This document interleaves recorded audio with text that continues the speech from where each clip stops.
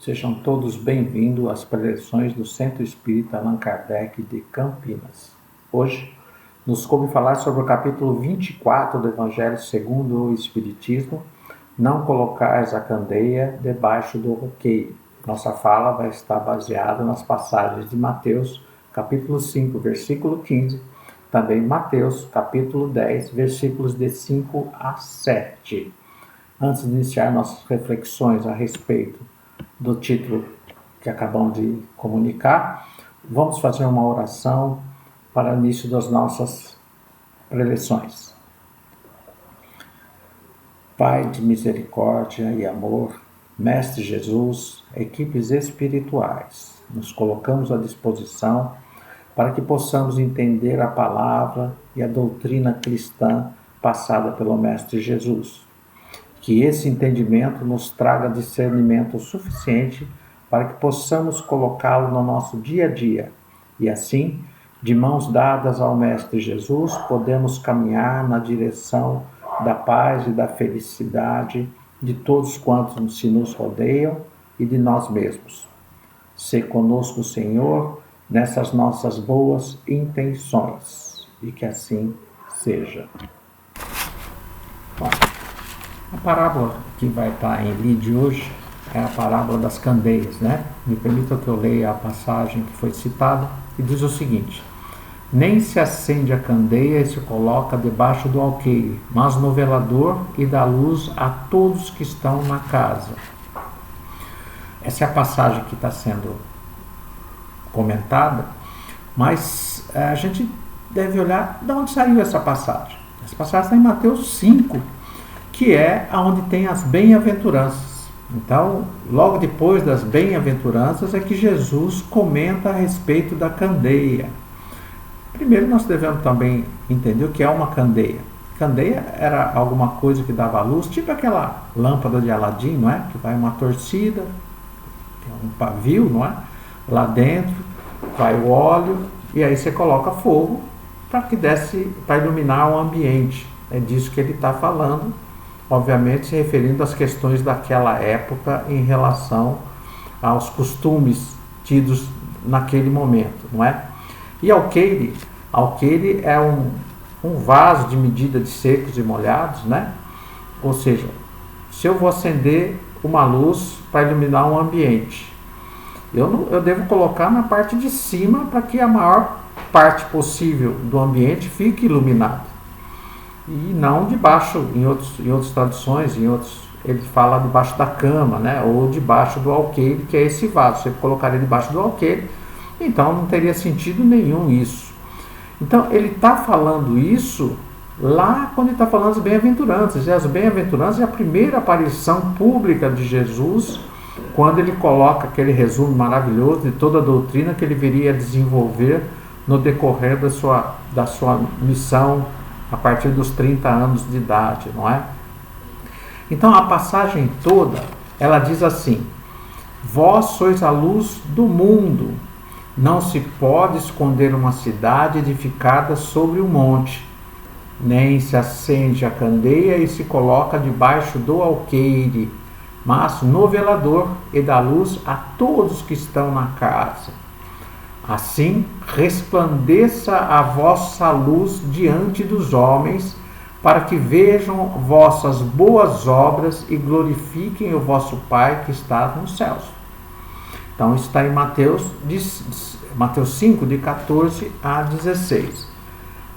A gente tem que tomar como base também que Jesus está falando de um mundo superior e dando instrução para que a gente possa chegar a esse mundo do qual ele está vindo encarnar aqui para nos trazer instruções, uma vez que ele foi criado simples e ignorante, e através do seu esforço, do seu desenvolvimento intelecto e moral, ele galgou os mundos mais desenvolvidos.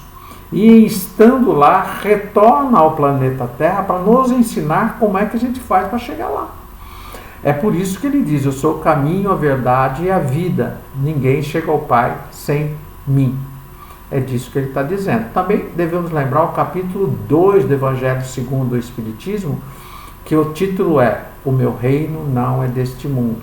Então ele está falando do mundo espiritual. Toda a sua mensagem vai estar calcada sobre o mundo espiritual. Por isso que às vezes nos parece estranho algumas questões que ele nos coloca, não é?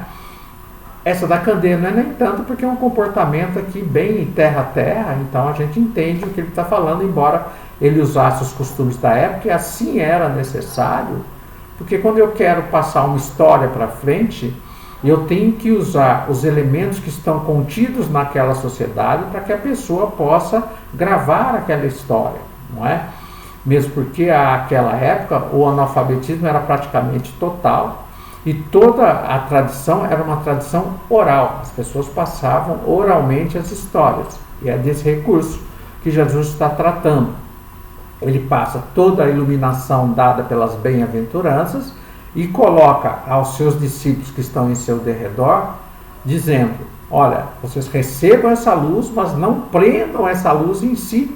Não se feche, não se coloque debaixo do alqueire esse conhecimento, fazendo a relação entre luz e conhecimento, não é? Mas antes deve dividi-lo. Porque o conhecimento é dessas coisas também, mesmo nosso conhecimento do dia a dia, que quanto mais se divide, mais se adquire, não é? E não é diferente com as coisas dos céus, mundo espiritual, tratando os céus como mundo espiritual, que é uma coisa muito mais importante, que nos é perene, porque nós não somos entidades encarnadas, nós somos entidades que estamos encarnadas.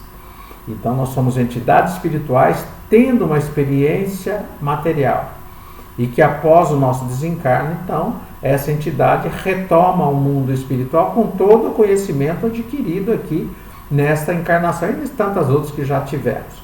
Então Jesus, quando trata desse assunto, ele trata nesta direção. Mas tem uma questão aí a ser colocada que Kardec lembra muito bem. Kardec trabalha muito bem esse sentido, né?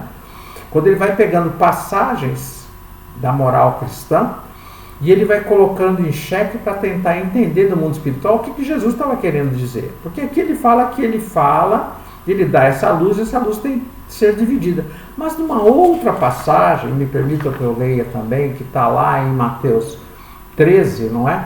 Ele diz assim: e acercando-se dele os discípulos, disseram-lhe: por que lhes fala por parábolas?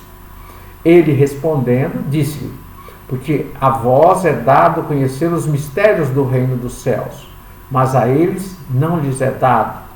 Porque aquele que tem se dará, e terá em abundância, mas aquele que não tem, até aquilo que tem lhe será tirado. Por isso lhes falo por parábolas, porque eles vendo não veem, e ouvindo não ouvem nem compreendem. E neles se cumpre a profecia de Isaías, que diz: ouvindo ouvireis, mas não compreendereis, e vendo vereis, mas não percebereis, porque o coração desse povo está endurecido, e ouviram de mau grado com os seus ouvidos, e fecharam seus olhos, para que não vejam com os olhos, e ouçam com os ouvidos, e compreendam com o coração, e se convertam, e eu os cure. Então, Jesus está explicando por que ele fala em parábolas, porque o entendimento dos apóstolos você diz tanto em relação à luz, mas quando você mesmo esconde essa luz. E ele está dizendo que não é assim, que ele está vindo comprovar a predição de Isaías. Isaías foi um dos profetas que mais predisse a vinda de Jesus, muitos anos atrás da vinda do próprio Mestre, não é? Então ele está dizendo: olha, tem aqueles que estão tão presos ao materialismo, aos dogmas, às questões das leis humanas, que ele não consegue abrir a sua cabeça, expandir o seu raciocínio, de modo que ele possa entender as coisas de mundos superiores. Então, eles ficam atados, atrelados às coisas do dia a dia, e não têm ouvidos de ouvir e olhos de ver a verdadeira realidade. Portanto, essas pessoas têm que ser tocadas no coração, porque os olhos estão completamente cegos e os ouvidos completamente moucos. Então Jesus, quando fala isso, ele fala usando toda a linguagem da época, todas as questões de época, não é? Para poder tocar o coração das pessoas daquela que já tem condições de serem tocadas. Que Jesus não falava para todo mundo, falava para aqueles que tinham condições de entendimento. E para aqueles que tinham mais condições, que eram os apóstolos, ele era mais explícito em relação a essas questões. Para os outros, ele falava em parábolas, e aqueles que tivessem condições de entender a profundidade que ele estava a respeito dos mistérios, entre aspas, né, da verdade espiritual, eles iriam entender. E tanto foi que até os nossos dias nós ainda estamos hoje conversando a respeito das instruções do Mestre Jesus, não é? E Jesus, então, ele vai caminhando dentro desse conhecimento, da sua experiência, trazendo coisas dos mundos mais avançados, né? Tem bastante disso lá em Mateus capítulo 13, chamadas parábolas do reino, não é? E também diz quais são os comportamentos que nós devemos ter, a fim de que a gente consiga galgar esses mundos também. Quando ele fala desses comportamentos aqui e agora, ele é muito claro. É muito claro. Amar a Deus sobre todas as coisas e o próximo como a si mesmo. Ou seja, ele sempre traz o combate direto e efetivo contra o egoísmo e contra o orgulho e a prática incessante da caridade, que é o amor em ação no nosso dia a dia. Que as coisas não fiquem só na teoria, mas que elas se tornem prática. É disso que Jesus trabalha o tempo todo. O tempo todo ele está trabalhando dentro dessa lógica, trazendo informações, né? Quando ele diz assim, o reino do céu se assemelha. E aí ele coloca as questões como que é lá. E às vezes ele fala assim, faça isso, faça aquilo, não é? Ama a Deus, faça caridade, combate o orgulho, em várias passagens. Ele vai trazendo isso como a nos ensinar como penetrar esse caminho. Porque em outras ocasiões ele diz, eu sou o caminho, a verdade e a vida. Ninguém chega ao Pai sem mim. Porque como ele já perambulou por esse caminho, desde os mundos inferiores até mundos superiores, ele sabe que caminho é esse. E qual é o caminho mais curto entre uma coisa e outra. Entre a dor e entre a paz e a felicidade relativa. Então, cada um que porventura tenha conseguido absorver essa luz do Mestre em qualquer quantidade, que ele possa estar passando à frente essa luz. Porque se fez bem para a gente, vai fazer bem para outros também. E Jesus, ele trabalha essas ideias também o tempo todo. Mas aí tem uma outra questão que é colocada no Evangelho segundo o Espiritismo, não é? Ele fala para que a gente não vá aos gentios. Obviamente está falando para os apóstolos, mas quando ele abre para todos, lá no capítulo 18, no Festim das Bodas, né? Quando Kardec trabalha essa questão, muitos chamados e poucos escolhidos, a gente nota que ali ele diz que está abrindo toda a questão da doutrina que ele nos trouxe, para que seja difundida por todos aqueles de boa vontade. Não importa a hora que entenda a doutrina, a hora que tenha a luz sobre si, mas que ele possa dividi-la com tantos quantos sejam necessários. Também ele vai falar isso aí no capítulo 20, não é? Ele traz ali os trabalhadores da última hora. Todos receberão a mesma paga, porque o trabalho é feito em conjunto, na sociedade, para que todos sejam felizes, tenham paz, e só assim conseguiremos a nossa própria felicidade.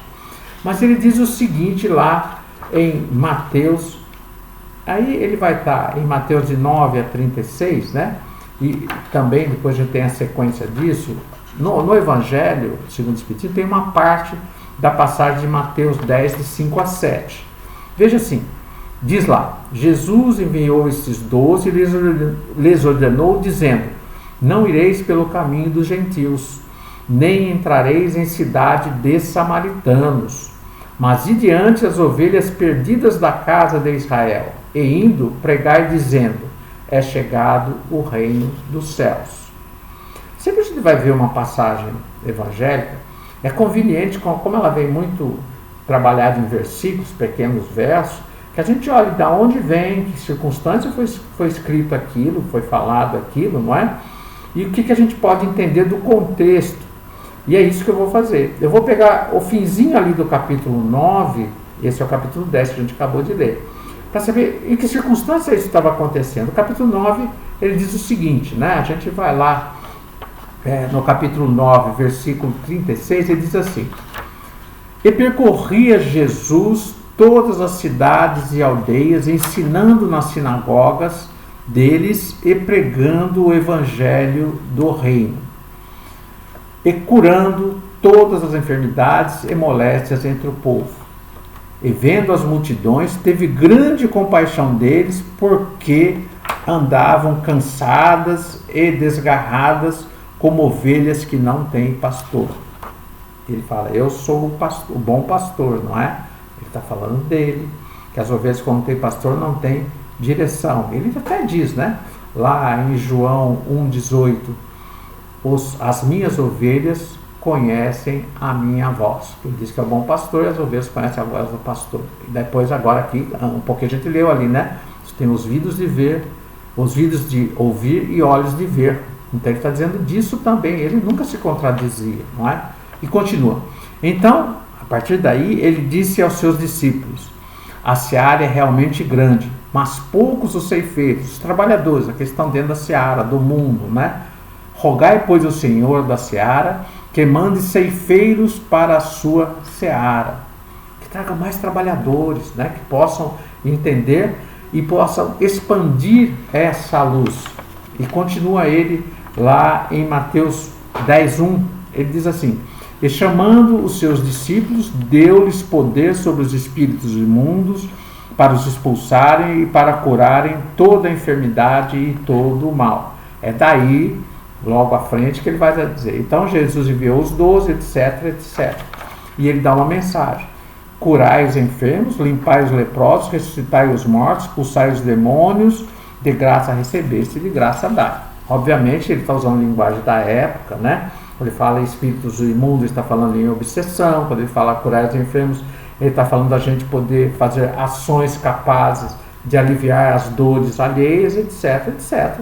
E obviamente ele está falando para todas as pessoas e também para os médiuns que fazem esse tipo de coisa quando tem essa capacidade, não é? Então ele está liberando para todo mundo, mas ele diz, quando for ensinar alguma coisa a respeito disso, primeiro, não cobre nada de ninguém, porque isso é de graça.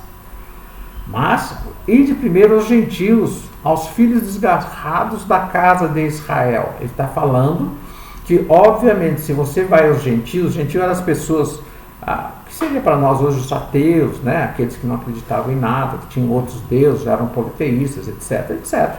Que, obviamente, o trabalho estava todo por fazer. E como as pessoas, e nós ainda também, né? A gente ainda está trabalhando o nosso interior para poder ter força suficiente para passar a mensagem do mestre, a gente pode desanimar de bater de frente o tempo todo e não ver resultado aparente e eminente, não é? Então, vá primeiro aqueles que a semente já está lançada, está por germinar. Então, é um pouquinho mais que você coloque ali de adubo, um pouquinho mais que você coloque a respeito da luz que vou receber, que eles recebem com mais facilidade e mais bom grado. Então fica menos difícil de você conseguir o sucesso esperado. Então, Jesus não fala que é para só passar para esses, mas passe para todos. Por agora, vá por esse caminho. Ele está indicando o caminho para que as pessoas possam conseguir passar um pouco de luz. E, obviamente, essa luz, quando começa a se dissipar, ela vai atingir também os outros níveis de entendimento. E quando isso for chegando, a gente vai colocando as nossas questões. E assim também é com o Espiritismo, não é? A gente não tem que estar forçando a candeia debaixo do alqueire, não. A candeia é para estar no velador, no teto, para que todos recebam a luz na sua quantidade. Mesmo porque, como diz Jesus, se ele passasse toda a luz que ele tinha, iria cegar as pessoas, como a gente saísse de um quarto escuro e entrasse diretamente olhando para o sol. sem cegar. Então, é aos poucos que nós vamos conseguindo, assim como nós mesmos estamos conseguindo galgar aos poucos esse conhecimento e aos poucos ir colocando no nosso dia a dia essa doutrina cristã que nos eleva, nos acalma e pode nos colocar no caminho do Mestre. Portanto, capítulo 24, de 1 a 10, trata dessa questão do conhecimento cristão e as possíveis controvérsias que poderiam haver quando Jesus fala a respeito de por que ele fala em parábolas, né? E também que a gente deve começar por aqueles que já estão semeados de alguma maneira e por alguma outra maneira ou outra condição qualquer não conseguiram seguir. E a partir daí a gente vai trabalhando o nosso conhecimento. E assim, após a gente ter ouvido as instruções do Mestre Jesus acerca da luz que a gente recebe, né? A gente deve dividir. Um dos meios da gente poder fazer a caridade também é através dos bons pensamentos, as chamadas vibrações, não é? Por isso, eu convido a todos para que possamos fazer uma vibração em prol daqueles que mais necessitam, enviando nossas boas energias, nossos bons pensamentos, a fim de que eles possam ser consolados, possam ser curados na alma a respeito de possíveis problemas que possam estar passando, né? Que tenham resiliência, que tenham paciência, tenham fé e coragem para enfrentar o mundo. Assim, que a gente possa relaxar onde estivermos, fechar nossos olhos, buscar as nossas companhias espirituais, nossas boas companhias espirituais, e dizer assim: é assim, colocando nossa fé de modo prático, podemos vibrar pelos que mais necessitam de amparo e acolhimento, sejam das condições morais ou físicas. Por isso, entremos em estado de oração. Silenciemos nossa mente dizendo: Pai de amor e bondade, nos colocamos diante de Ti, Senhor, apresentando nossa fé em Suas leis e, para tanto, buscamos vibrar, distribuindo bons pensamentos para que atinjam todos os que mais necessitam e possam ajudá-los a recobrar a paz, seja das condições morais ou físicas. Vibremos então pelos cristãos nos hospitais, padecendo das diversas enfermidades, que sejam amparados e, na medida dos desígnios divinos, sejam restabelecidos e reencontrem a saúde.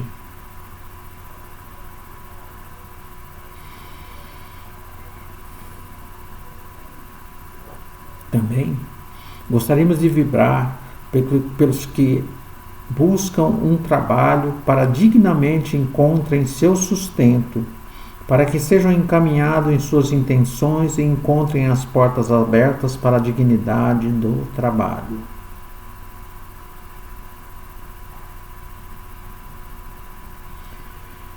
Pelos que choram pelos entes queridos que retornaram à pátria espiritual, que seus corações sejam alentados e mantenham a fé na continuidade da vida e a certeza do reencontro.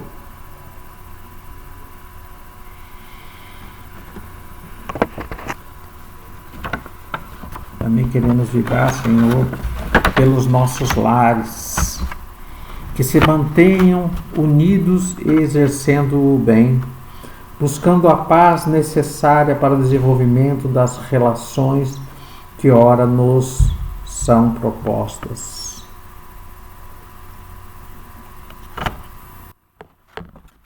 E finalmente, por nós mesmos, que nós, diante das diversidades do caminho, nos mantenhamos firmes na fé e que através dela possamos distribuir sempre paz e sorrisos a todos quantos nos acheguem. Assim, agradecemos a oportunidade de exercer a caridade da doação de energias, na certeza que aliviarão dores e consolarão corações. Que assim seja. Muito obrigado, muita luz a todos os nossos corações.